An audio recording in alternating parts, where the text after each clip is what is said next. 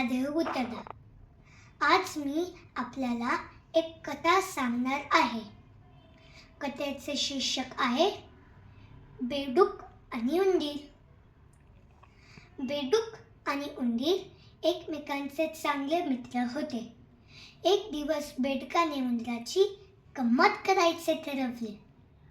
बेडकाने एक दोरी आणली. तिचे एक टोक आपल्या पायाला बांधले व दुसरे टोक उंदराच्या पायाला बांधले. बराच वेळ ते दोघे बरोबर हिंडले, शेतात चरले. मग बेडकाने उंदराला तलावाच्या काठी आणले. त्याच्या आईवर बेडकाने एकदम पाण्यात उडी मारली. बेडूक म्हणजे दरा करीत पोहू लागला.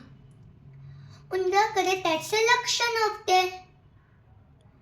उंदीर गटांगळा खाऊ लागला, रडू ओरडू लागला.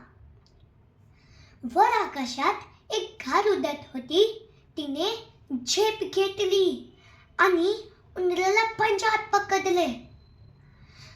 उंदराबरोबर बेडूकही घारीच्या तावडीत सापडला.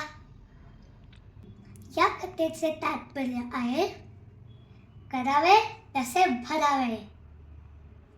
अशी जीव घेणी गंमत कोणाचीही करू नये. त्याचे फळ आपल्यालाही भोगावे लागते. धन्यवाद.